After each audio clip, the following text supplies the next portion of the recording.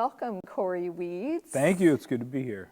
Welcome to Backstage at CapU. Yeah. I started to compile a list of all the things that you do, and I probably didn't even get them all. But, well, first of all, I hope you're a proud CapU alumni. I am. I Excellent. am. I had a lot of good times here. All of the stuff I do kind of all started, right here. That's excellent. Artist, producer, presenter, record label manager, club owner, tour manager, impresario. I love that word. It's a good word. It's a good word. It's a big word. What am I missing in all the things that you've done? I think you pretty much covered it.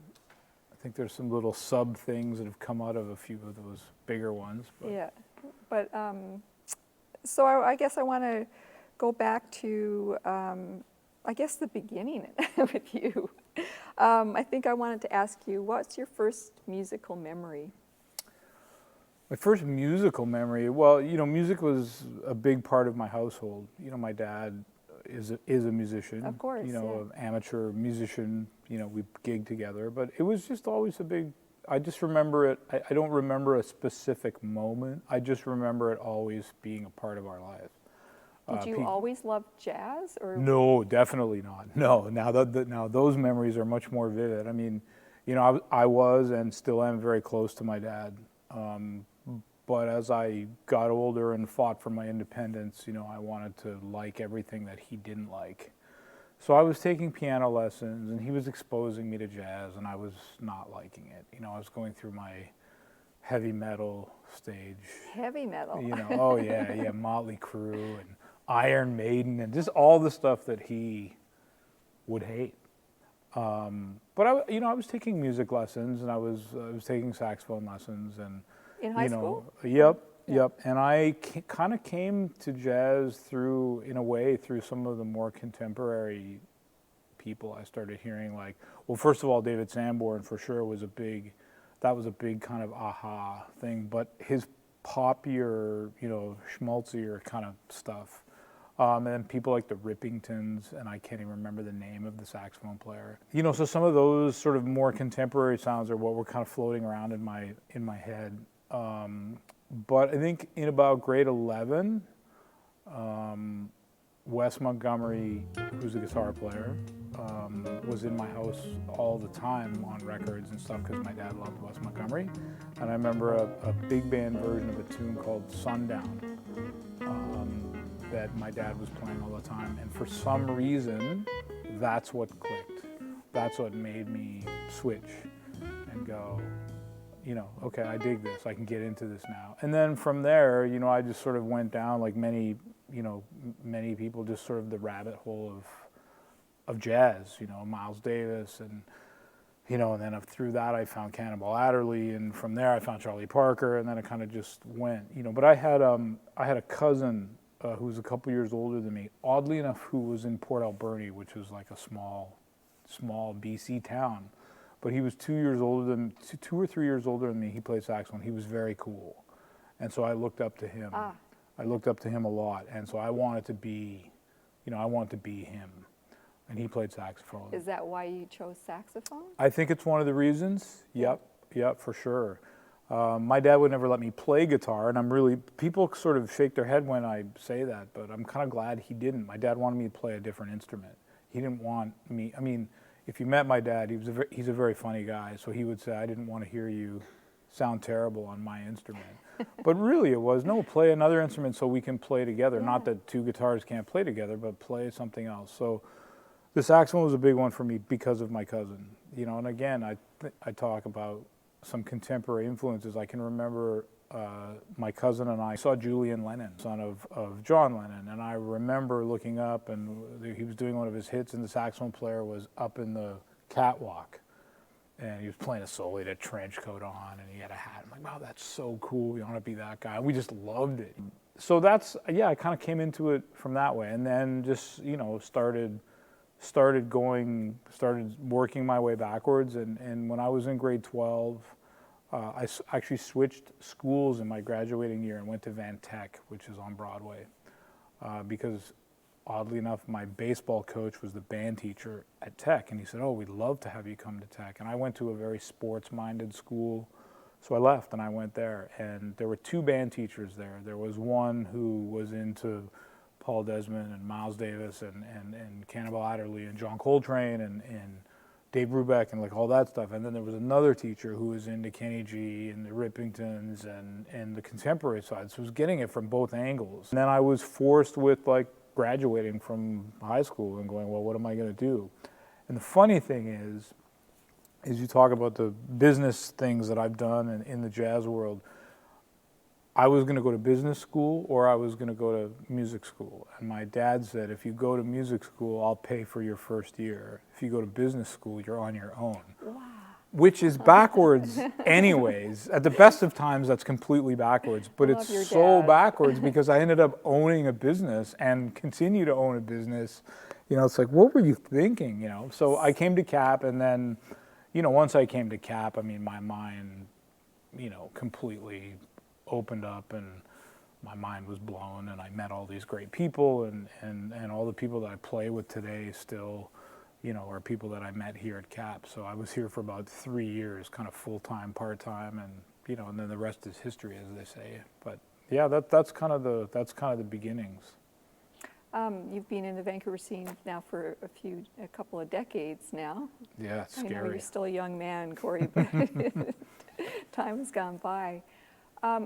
What's the importance of CAP to the Vancouver scene? You know, it's where you meet people. Those are your first opportunities to play with people. It's hard out there. You know, people contact me all the time and say, what can I do? I've moved to Vancouver. You know, how can I play with people? And it's tough. But when you're in college, like, that's what you do.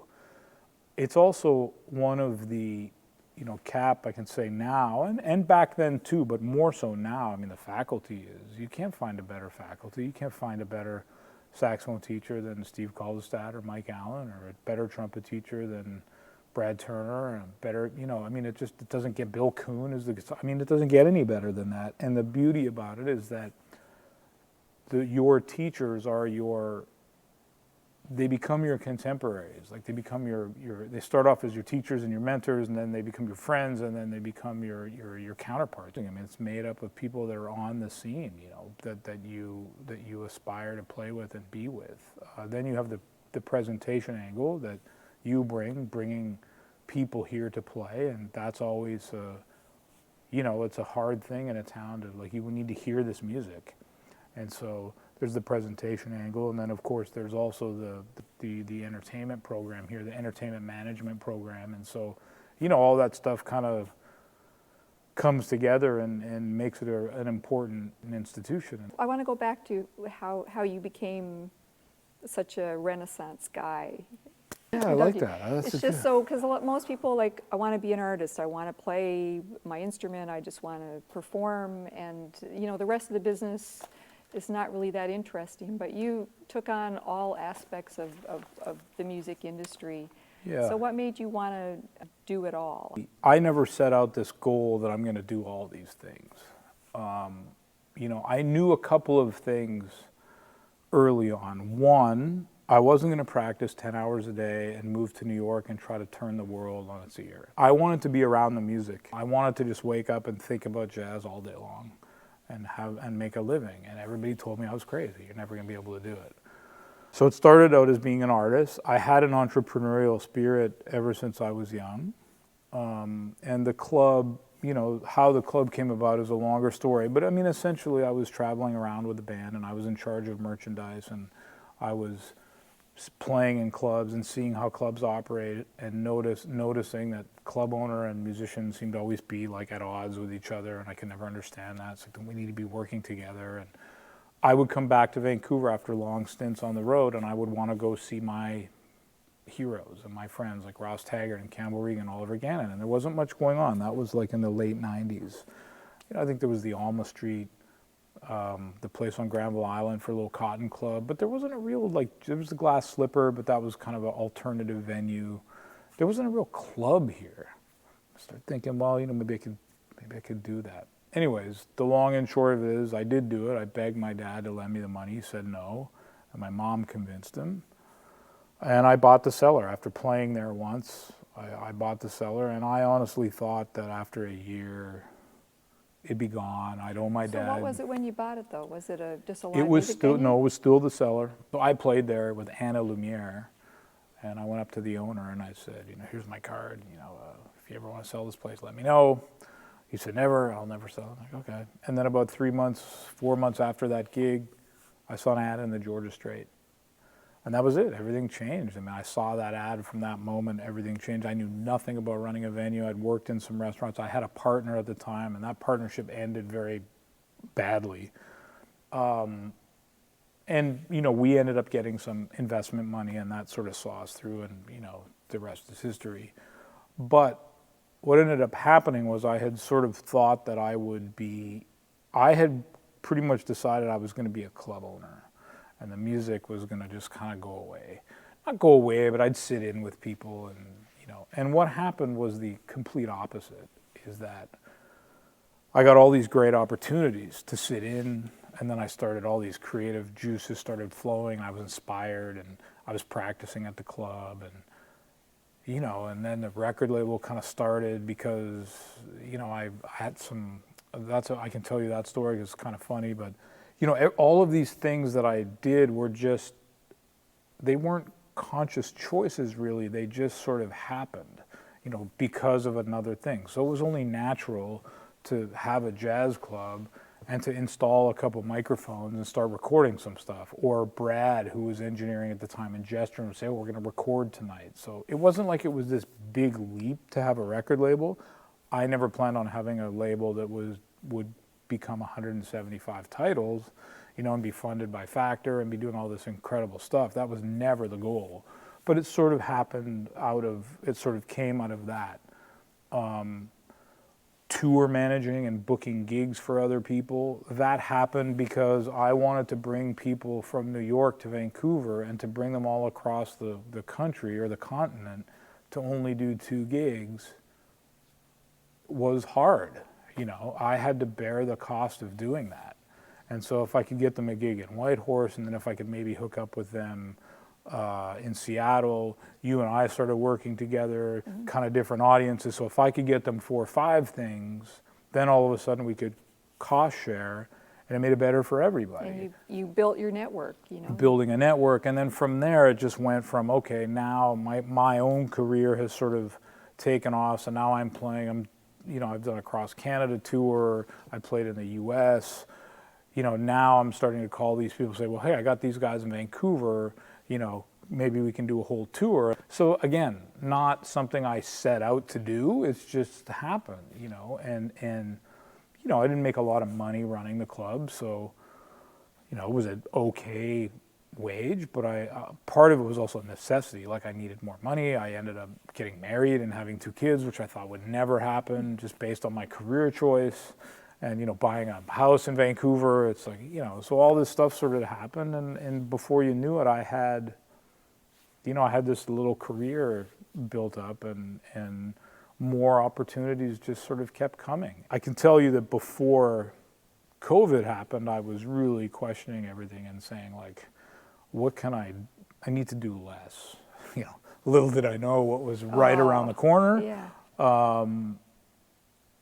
But it's been a lot, but it's stuff that I love, and I love the artists. And first of all, I love the music. I mean, I'm passionate about the music, and I love the artists that make the music, and I've worked hard over the years to gain their trust and to, be an advocate for them in the music. I've made some mistakes, and some stuff has happened, and, I'm sure not everybody loves me or my approach, but I kind of built a life that way, and I still sometimes kind of shake my head and go, like, how have I managed to do this, especially in this city, which is an interesting city to do what we do.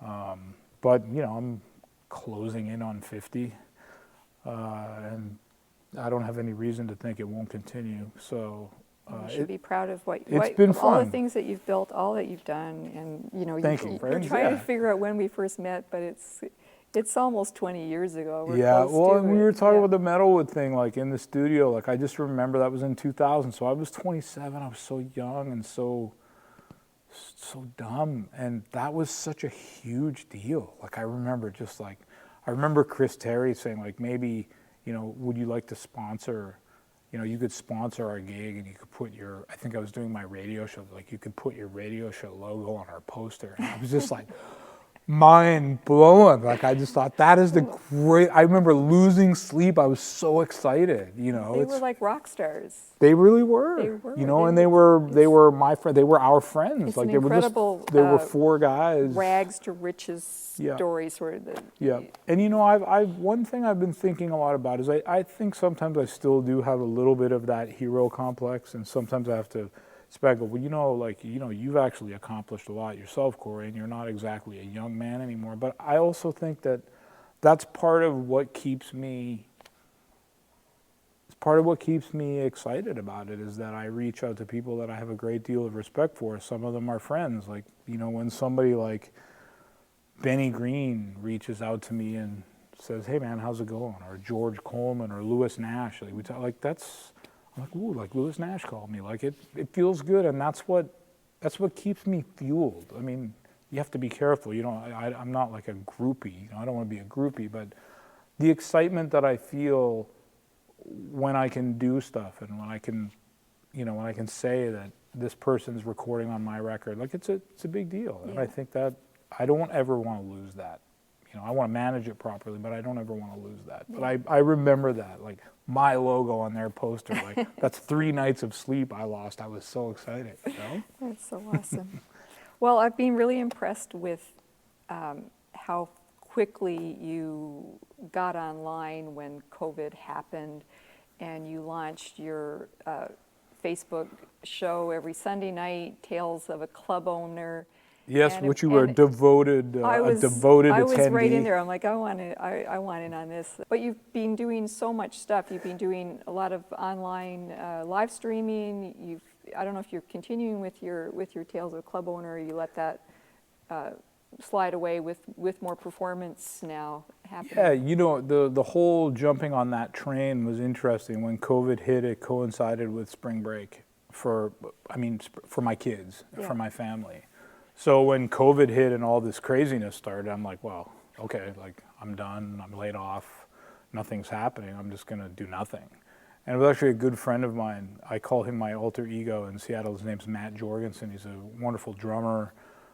He owns Origin Records, which is a great record label, and he presents a lot of music. He teaches. He's sort of the Seattle version of me a little bit.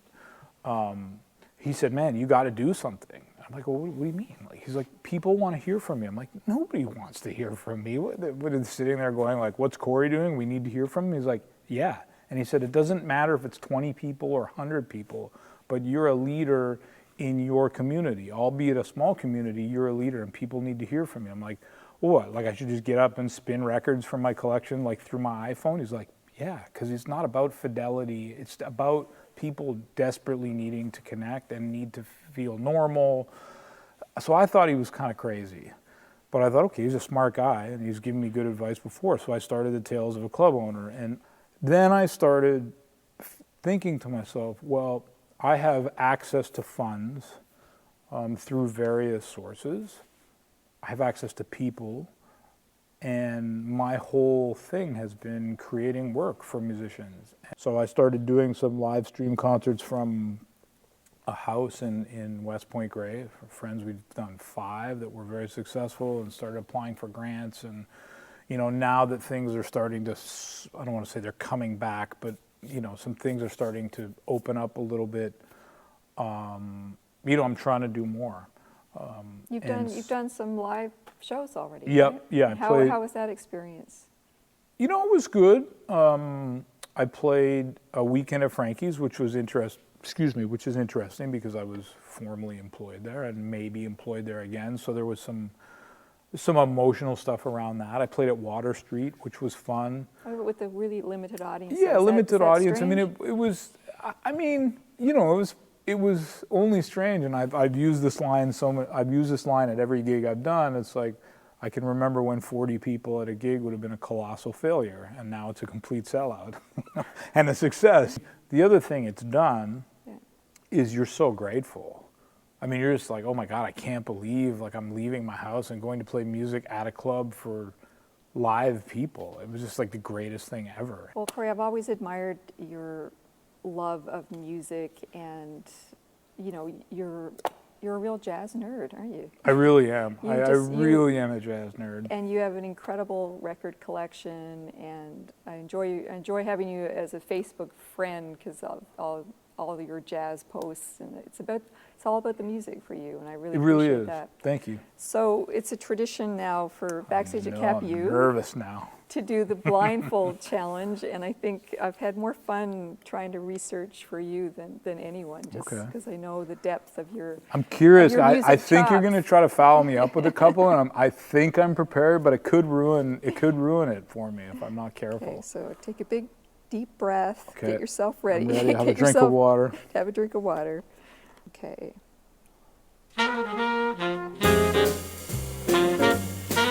That one's easy.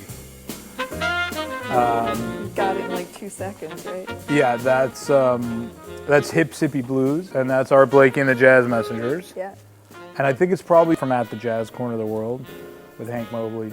It's from Just Coolin'.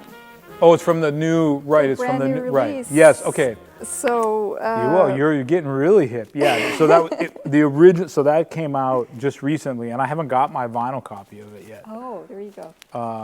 And so if I have the facts correct, they recorded that in 1959, but something like 8 weeks later, that same band was to appear at Birdland.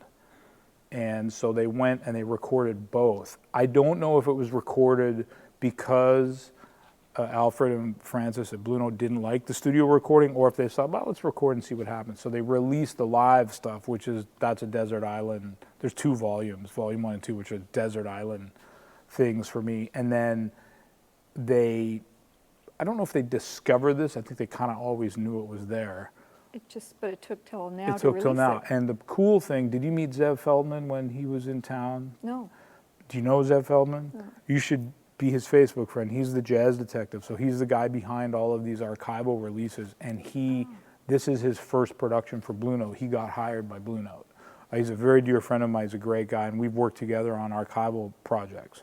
So I was very excited when this came out because I think there's 2 tunes that weren't on the live stuff. So obviously Hank Mobley on saxophone. Yeah, that's. But he was in between, like it was between Benny Golson and Wayne Shorter. I always get that mixed up. Yeah. So Benny Golson had just left, and Hank Mobley was an original member of Art Blakey, Right. and he came back just for this short stint Right. before Wayne Shorter Right. joined the band. Yes. And to me, Hank and Lee, that's my messengers. I mean, Hank and Lee for sure.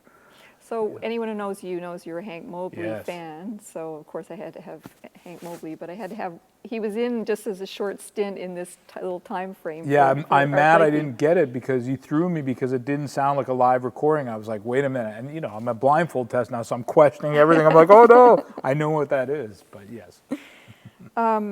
Bobby Timmons on piano. Yep. Jaime Merritt on bass. Yep.